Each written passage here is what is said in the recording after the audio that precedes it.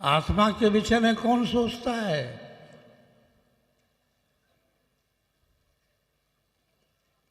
आत्मा के संबंध में वही सोचता है जो स्वर वेद का अध्ययन करता है, स्वर वेद का पाठ करता है। पाठ ही नहीं करता, साधना भी करता है। स्वर वेद का पहले आप दोहे पढ़ लो, 2 4 10 या 1 अध्याय, फिर साधना में बैठ जाओ। देखो साधना कैसे आगे चलती है।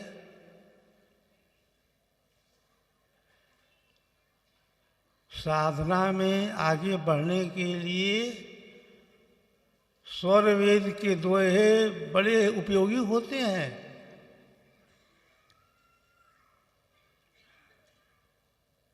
स्वर वेद के दोहे पढ़ने के बाद साधना में जब हम बैठते हैं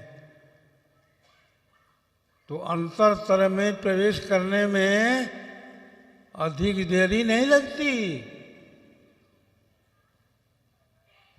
सद्गुरु की दया भी शुरू होने जाती है,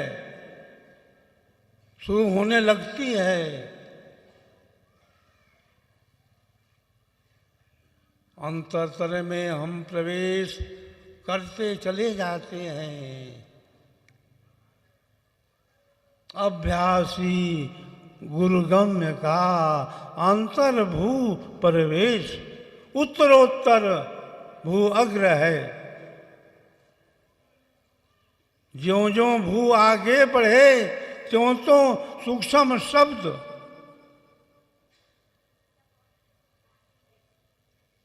तो साधना में निरंतर बढ़ना है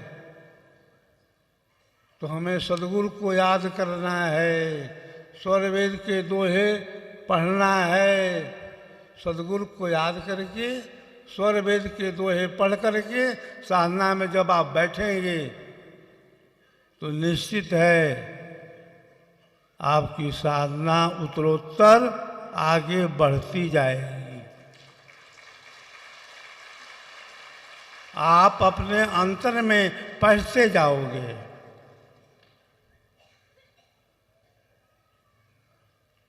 सद्गुरु सदाफल देव जी महाराज कहते थे कि मैं इस आध्यात्मिक धन को बहुत परिश्रम से, बहुत तपस्या से 17 वर्षों की कठोर साधना के पश्चात अनुभव में पाया।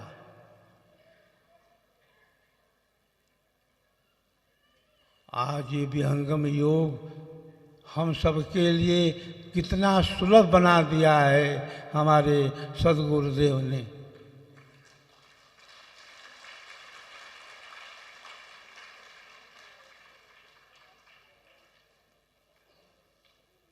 स्वर वेद जो है हमें जन जन में पहुंचाना है, मन मन में पहुंचाना है, घर घर में पहुंचाना है। क्योंकि स्वर वेद के समान भूमंडल में विश्व के अंदर कोई साहित्य नहीं है, कोई पुस्तक नहीं है।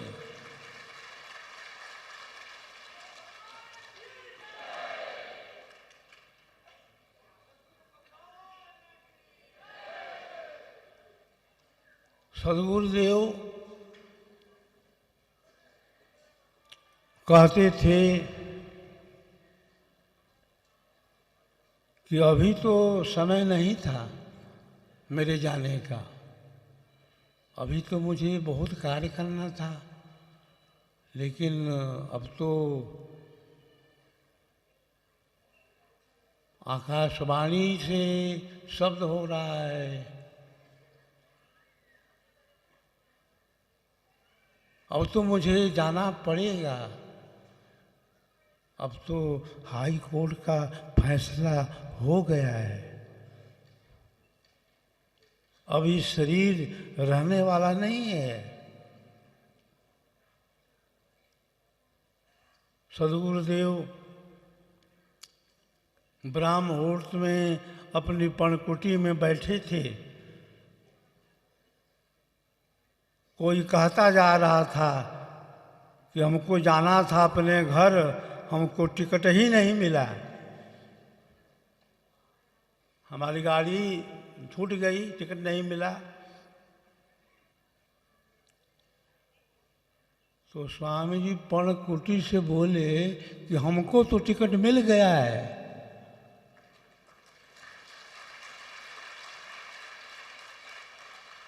लेकिन हमारी गाड़ी में और कोई नहीं जाएगा, मैं अकेला ही जाऊंगा।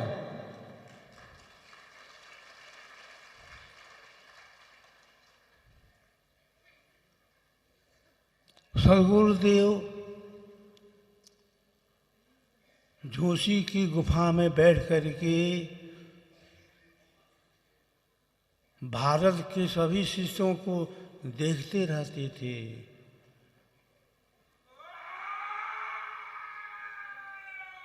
किसकी क्या साधना चल रही है, किसको क्या अनुभव हो रहा है।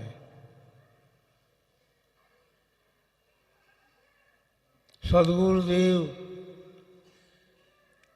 पर्णकुटी में बैठ करके आध्यात्मिक प्रयोग करते थे और कहते थे कि विहंगम योगी परमाणु विज्ञान का विविधता होता है। परमाणु विज्ञान ऋषियों का विज्ञान है।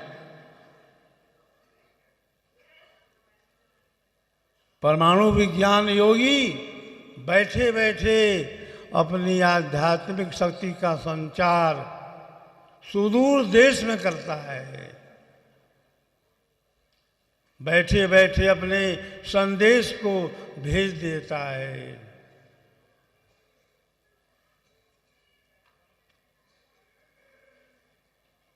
स्वामी जी कहते थे कि मैं काया प्रवेश भी करता हूँ, काया प्रवेश की विद्या भी जानता हूँ, मैं अंतर ध्यान भी हो जाता हूँ।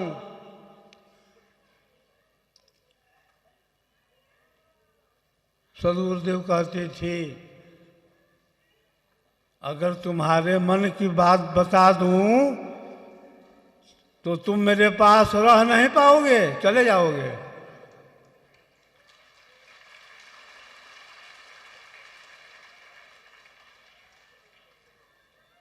आचार्य से कहते थे कि गुप्त योगी अप्रगटे भाण।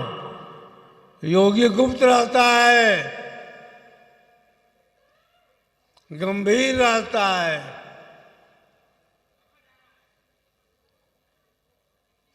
विहंगम योग के अंदर कोई सिद्धि नहीं है, विभूति नहीं है।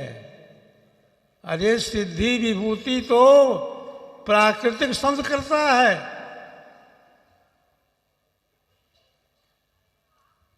सदगुरुदेव कहते थे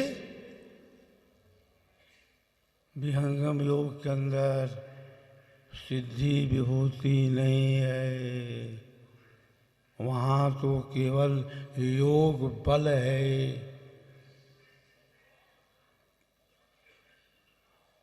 मैं अपना कार्य योग बल से कर लेता हूँ।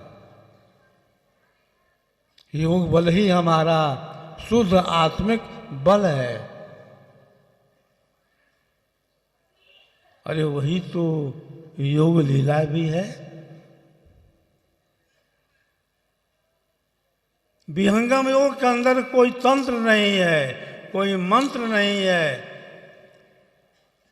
कोई प्राकृतिक सिद्धि नहीं है। वहाँ तो विशुद्ध आत्मा का योग बल है। सदगुरुदेव कहते थे कि मैं अपने योग बल से कार्य करता रहता हूँ। तो परमाणु विज्ञान जो है ऋषियों का विज्ञान है। जहाँ पर विहंगम योगी अपनी चेतन बैठक में बैठ करके प्रयोग करता रहता है। विहंगम योग की बैठक जड़ जगत में नहीं होती, चेतन जगत में होती है, चेतन मंडल में होती है, जहाँ पर परमाणुओं का मंडल है, जहाँ पर शब्द का मंडल है, जहाँ पर अक्षर का मंडल है।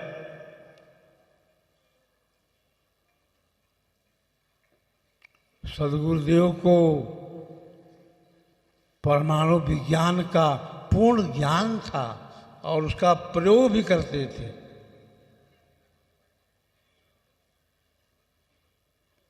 विहंगम योग का ज्ञान जो है वह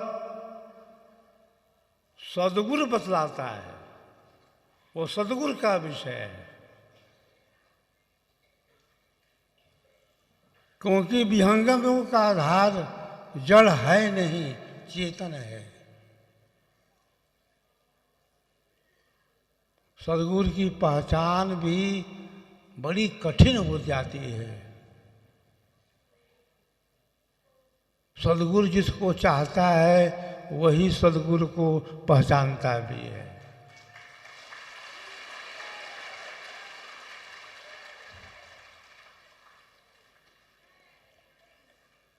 सद्गुरुदेव कहते थे कि मैं हूं और मेरे ऊपर भी कोई है और उसके ऊपर भी कोई है। मैं हूं, मेरे ऊपर कोई है और उसके ऊपर भी कोई है। ये कैसा भेदिक रहस्य है, इसको कौन जानेगा? वही जानेगा जो सद्गुरु का कृपा पात्र होगा। सद्गुरु जिसको लखा देंगे, सद्गुरु जिसको दिखा देंगे, अरे सद्गुरु जिसको वहां पहुंचा देंगे, परमात्मा से मिला देंगे, तो हमारा आपका कितना सौभाग्य है कि हम इस ऐसे महान सद्गुरु के शिष्य हैं, भक्त हैं, अनुयायी हैं। जिस महान सद्गुरु ने शरीर छोड़ने के बाद भी आकाश मंडल से अपनी वाणी का प्रयोग किया। सद्गुरुदेव का शरीर छोड़ चुका था, नस नाड़ी सब फेल हो गई थी और सद्गुरु आकाश मंडल से लगे बोलने। उस समय जो भी वहाँ पर स्वामी जी के शिष्य थे सब अवाक हो गए। एक शिष्य ने कहा प्रथम आचार्य से कि आप जाइए स्वामी जी के कान के पास और बोलिए जोर से, स्वामी जी, स्वामी जी। तो प्रथम आचार्य श्री गए और स्वामी जी के पास उनके कानों में लगे बोलने जोर जोर से। उसी क्षण स्वामी जी की आवाज आई कि अरे आप शरीर में क्या देखते हैं, मैं तो शरीर से बाहर हूं। योगी आकाश वाणी से बोलता है, अरे मैं सबको देख रहा हूं, मुझको कोई नहीं देख रहा है। यह योग की अपार महिमा है।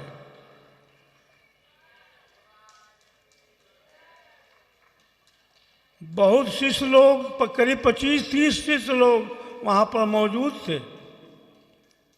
किसी ने कह दिया प्रथम आचार्य श्री से कि स्वामी जी से पूछिए ना कि कौन कौन बैठे हैं।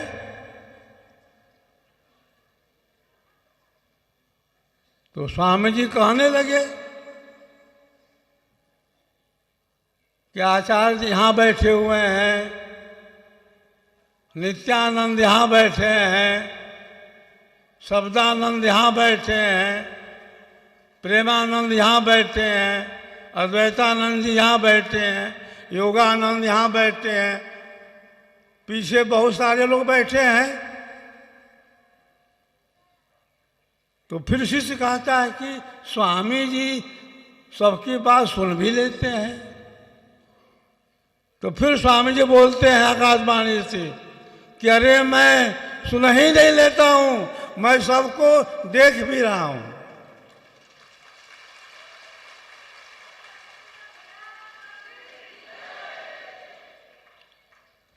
बिनु पग चलहि सुनहि बिनु काना, कर बिनु कर्म करहि विधि नाना। आनंद रहित सकल रस भोगी, बिनु वाणी वक्ता बड़ योगी। स्वामी जी ने बहुत जोर से बोला कि बड़ा वाणी बड़ा योगी बिना वाणी का बोलता है, बिना पग का चलता है, बिना आंखों का देखता है। पहले हम लोग समझते थे कि यह परमात्मा के लिए होगा, भगवान के लिए होगा, लेकिन गोस्वामी तुलसीदास जी एक पहुंचे हुए संत थे। उन्होंने तो रामायण के अंदर स्पष्ट लिख दिया कि बिनु वाणी वक्ता बड़ योगी, बड़ा योगी जो है बिना वाणी का बोलता है, बिना पग का चलता है, बिना आंखों का देखता है।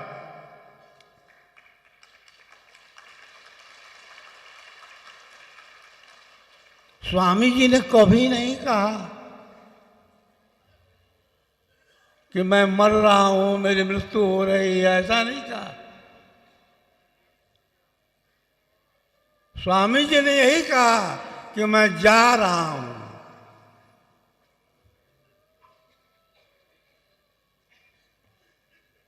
मृत्यु सूचक शब्द हो रहा है। और ये भी कह देते थे कि मैं जिद्दी हूं, मैं जाऊंगा नहीं, मैं रहूंगा, लेकिन दूसरे रूप से रहूंगा।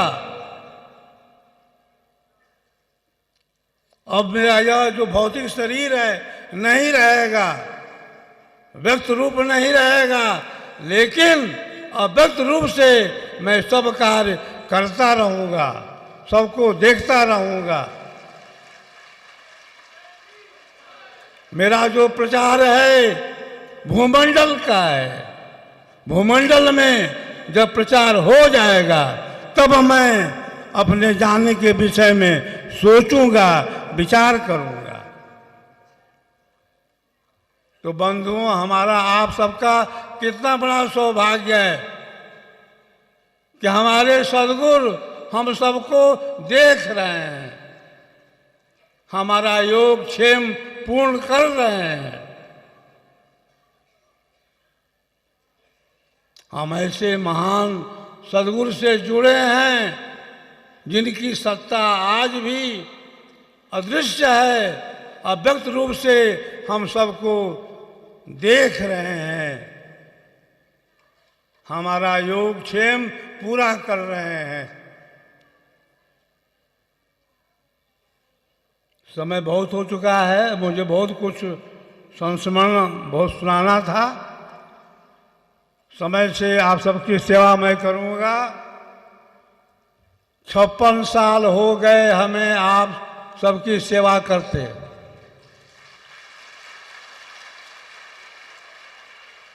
56 वर्षों से मैं आप सबकी सेवा में लगा हूं। और जब तक प्राणों में सांस रहेगी तब तक लगा रहूंगा।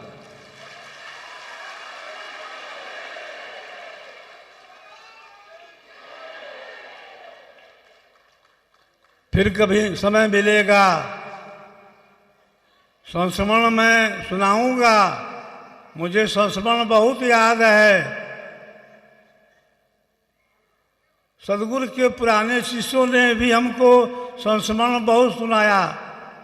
प्रथम आचार्य श्री महाराज ने भी हमको बहुत संस्मरण सुनाया है।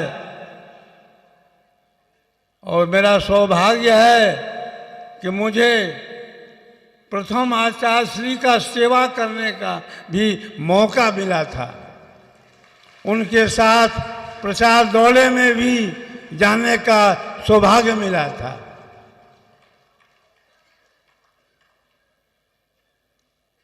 तो आज इस परम पुनीत अवसर पर मैं आप सभी भक्त शिष्यों को साधुवाद देता हूँ। सद्गुरु का संदेश सुना रहा हूँ। मुझे भी बहुत खुशी है, आनंद है आप सबसे मिल करके। आप यहाँ आने के पहले नहीं सोचे थे कि हमें जाने में कितनी कठिनाई होगी।